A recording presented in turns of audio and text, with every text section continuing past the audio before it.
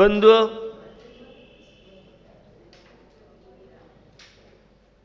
एक गाथा के माध्यम से चर्चा को आगे बढ़ाऊं। यहो विह विकहा सत्तो मय मत्तो असुह भाव पैडथो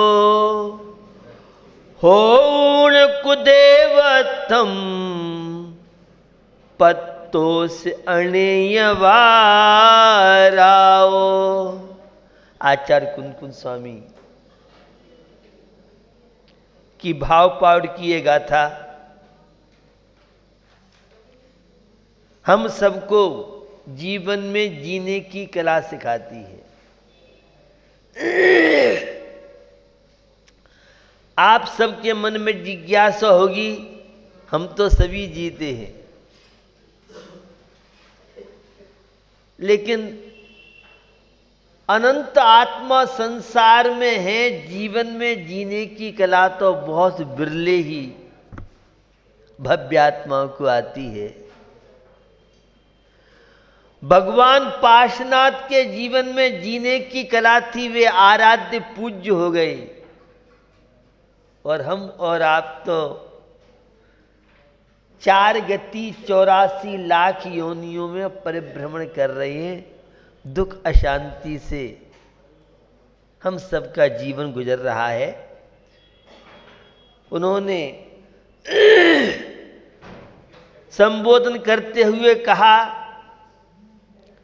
और विशेष रूप से मुनिराज के लिए उन्होंने कहा,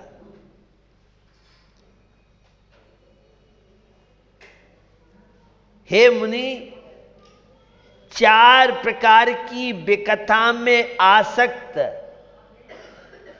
एवं ज्ञान पूजादि 8 प्रकार के मद से उन्मत्त होकर तथा निरंतर हिंसादि पाप रूप व आर्त रौद्र ध्यान रूप अशुभ भाव में रत होकर तू अनेक बार देव दुर्गति को प्राप्त हुआ है, अनेक बार असुरादि कुदेव गति में गया है। बंधुओं, नर जीवन हमें मिला है, और साधु त्यागी वृत्ति बनने के बाद बाहर में धर्मात्मा कहलाने के बाद भी वो हम दुर्गति के पात्र हो जाएं।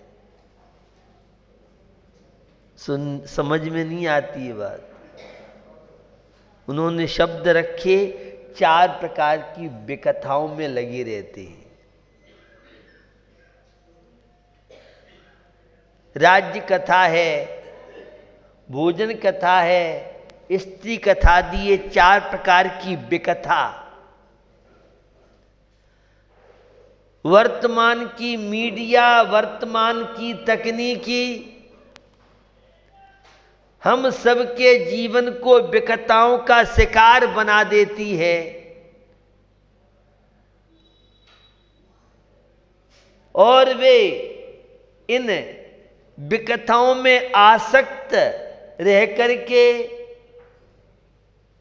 ज्ञान पूजादि और भी अनेक प्रकार के धार्मिक क्रिया तो करते हैं, लेकिन उन्हें अहंकार रहता है।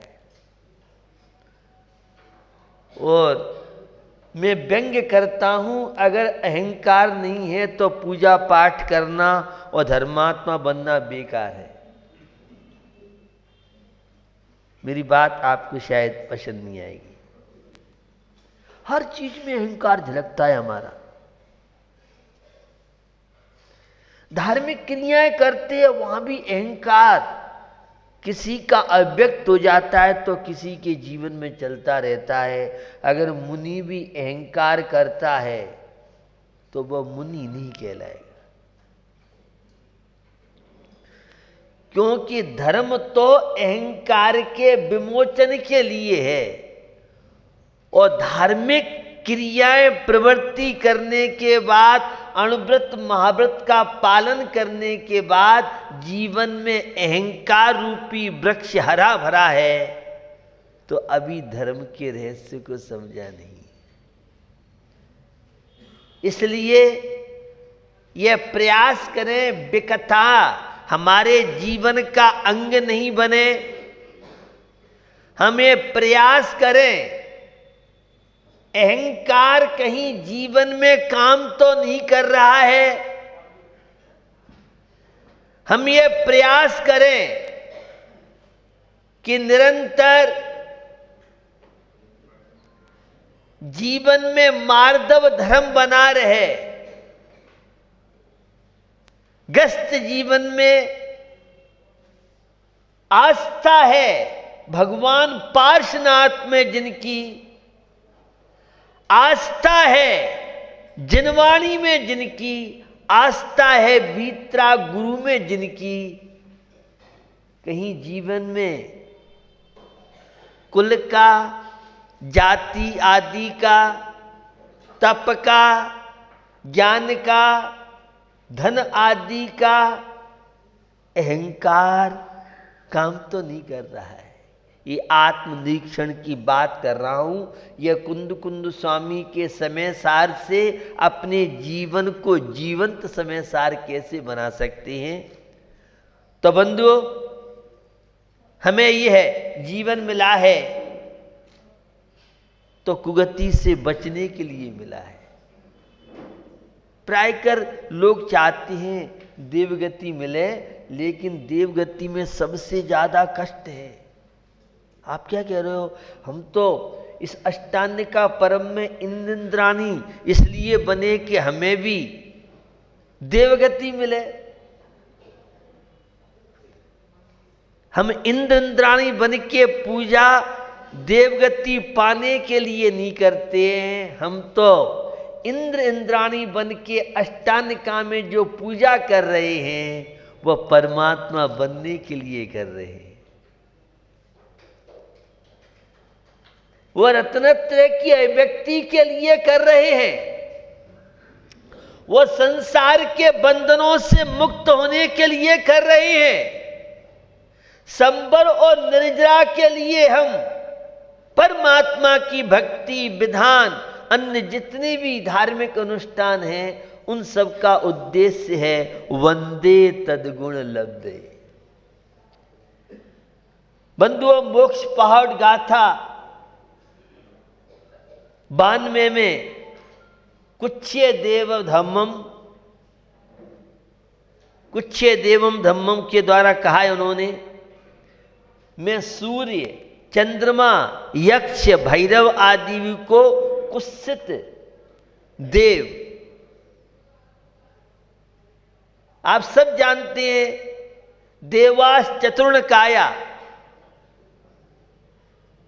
4 निकाय हैं, भवनवासी, व्यंतर, ज्योतिष्क और वैमानिक।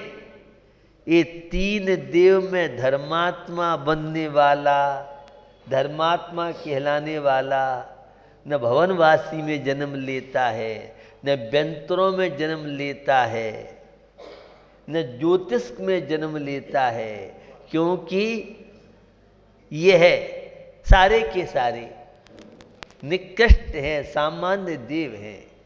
वैमानिक और वैमानिकों में कल्पोपन्न, कल्पातीत और सर्वासिद्धि आदि में 9 ग्रीवक से ऊपर जाएं तो नियम से एक भव के वहां से आके मनुष्य बन के मोक्ष की प्राप्ति कर सकते हैं। तो एक शब्द मैंने अभी बोला, देवगति में सबसे ज्यादा कष्ट है। आपके समझ में नहीं आई होगी, क्योंकि मिथ्या दृष्टि ही इन तीनों में जाते हैं। सम्यक दृष्टि जीव तो वैमानिक आदि में जन्म लेता है। और वे पंक्तियां 6 की आप सबने पढ़ी हैं। प्रथम नर के बिन सडबू ज्योतिष बान भवन षड नारी, थावर विकल त्रय पशु में नहीं सम्यक धारी। सम्यक दृष्टि माने धर्मात्मा। व्हाइट का धर्मात्मा चाहिए, ब्लैक का धर्मात्मा नहीं। अहंकारी ब्लैक का धर्मात्मा होता है और मार्दव धर्म का धनी वह व्हाइट धर्मात्मा होता है। प्रयास करें, ये आत्मनिरीक्षण कीजिए, मेरे किसी कार्य के साथ अहंकार काम तो नहीं कर रहा है। यह आत्मनिरीक्षण की बात है, यह स्वपर भेद विज्ञान की बात है। शरीर अलग है, आत्मा अलग है, यह तो हमने बहुत धर्म ग्रंथों में सुना पड़ा है। मुझे तो लगता है आध्यात्मिकता भी कर्णेंद्रिय का विषय बन के न रह जाए। बहुत अच्छा लगता है, मैं अनंत दर्शन में हूं, मैं अनंत ज्ञान में हूं, मैं अनंत सुख में हूं, मैं अनंत वीर में हूं। बहुत अच्छा लगता है सुनने में। लेकिन जरा सी प्रतिकूल परिस्थिति मिल जाए, अगर हम पूजा कर रहे हैं और सामग्री कम हो जाए और सामग्री लाने वाला नहीं देता है, तो फिर अनंतानुबंधी अगर कषाय नहीं आई तो पूजा करने का मजा नहीं आया। ऐसा है नहीं? लेकिन हो जाता है ऐसा, सबके दे रहा हो, हमारा ध्यान नहीं देता। तू कितने बात निकल गया, क्या के लिए पूजा की, बेकार पूजा करना। अरे कम सामग्री है, नहीं दे रहा है तो प्यार से कह दो। लेकिन हिटलरी हम ताकत, हम कमजोर थोड़ी है, हमारे साथ भेदभाव करता हूं। आ गया अहंकार, आ गई अनंतानुबंधी। जिस कषाय को त्याग करने के लिए, कामनाओं को छोड़ने के लिए हम मंदिर आते हैं, पूजा पाठ करते हैं, श्रावक के 6 आवश्यक कार्यों का पालन करते हैं, और वहां भी कषाय काम कर रही है, तो आप ब्लैक वाले धर्मात्मा हैं। आपको भगवान पार्श्वनाथ के दर्शन, पूजा का लाभ नहीं मिलेगा। हाँ, मूर्ति के दर्शन, मूर्ति की पूजा का लाभ मिल सकता है। मूर्ति की पूजा करना अलग बात है, मूर्ति के दर्शन करना अलग बात है, और भगवान के दर्शन पूजा करना अलग बात है। दोनों में दंडात का अंतर है। समझिए अपने चैतन्य की महिमा को, समझिए अपने अंदर छुपा हुआ परमात्मा को।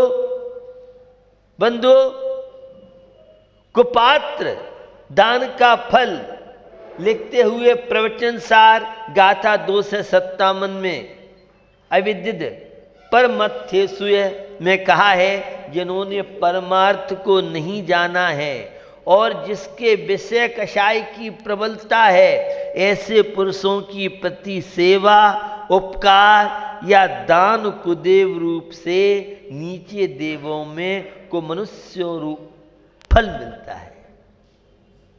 सत्पात का मिलना बहुत मुश्किल है। पहले तो जीवन में उदारता का आना बहुत मुश्किल है। इस भौतिकवादी युग में, विलासी युग में धर्म के प्रति इंटरेस्ट होना बहुत कठिन कार्य है, और इंटरेस्ट हो जाए तो समय निकालना मुश्किल, और समय निकल जाए तो सत्पात्रों का मिलना मुश्किल, और सत्पात्र मिल जाए तो अपनी श्रद्धा, आस्था, भावना बनना बड़ा मुश्किल है। हमें यह नर जीवन मिला है, इस नर जीवन का उपयोग सद्कार्यों में करें, वाइट यथार्थ धर्मात्मा बने। यह नंदीश्वर परम पावन पर्व आपके जीवन में कुछ संदेशा लेके आया है, खुशियां लेके आया है। उस रत्नत्रय के आलोक में अपनी आत्मा को आलोकित कीजिए। इसके लिए ये आया है नंदीश्वर पर्व। सुप्त चेतना को जागृत कर दे, बहिरात्मा से अंतरात्मा बना दे। देह जीव को एक गिने बहे, रातम तत्व मुदा है। शरीर और आत्मा को एक मानता है, वह बहिरात्मा अज्ञानी मिथ्या दृष्टि अधर्मात्मा के नाम से जाना जाता है। मैंने देवगति की जो बात कही थी, देवगति में सबसे ज्यादा कष्ट है, दुख है। क्यों है? वहां मानसिक कष्ट बहुत ज्यादा है। शारीरिक कष्ट तो सहन हो जाता है, लेकिन मानसिक कष्ट, जब मान सम्मान में चोट लगती है तो व्यक्ति सुसाइड की ओर दौड़ता है, तो कोई और गलत कार्य की ओर दौड़ता है, तो अशांत हो जाता है। वहां सामान्य देव के पास भी वैभव की कमी नहीं है, लेकिन वे मेरी भावना की पंक्ति, देख दूसरों की बढ़ती को रोज ईर्षा भाव धरो। आपकी जीवन शैली तो ऐसी, आप मानो या मत मानो। पूजा पाठ कर रहे हो भगवान पार्श्वनाथ की, और 4 मंजिल का फ्लैट देखते हैं, और किसी के फ्लैट के सामने गाड़ी देखते हैं लग्जरी, तो हमारा ब्लड प्रेशर लो हाई होता है। सामने वाले की दुकान बहुत अच्छी चल रही है, उसी तरह का हमारी दुकान पर वही क्वालिटी है, उसे देख करके क्या होता नहीं होता है, या भुक्तभोगी ज्यादा बता सकता, हम तो सुनी सुनाई बात बता रहे हैं। ये अधर्म की बात कर रहा हूं आपसे, ये पापाचार की बात कर रहा हूं, ये संक्लेश परिणाम की बात कर रहा हूं। अत संक्लेश भावते मर्यो, घोर सब्र सागर में पर्यो। अब यहां तो पूजा पाठ करो, और घर में जाके बहू से लड़ो, जेठानी दोरानी से लड़ो, भाई से लड़ो, काय के धर्मात्मा। क्योंकि हमारा मंदिर का धर्म अलग है और घर का धर्म अलग है। ऐसे लोग सम्यक दर्शन के योग्य नहीं है। ऐसे लोग धर्मात्मा बनने के योग्य नहीं है।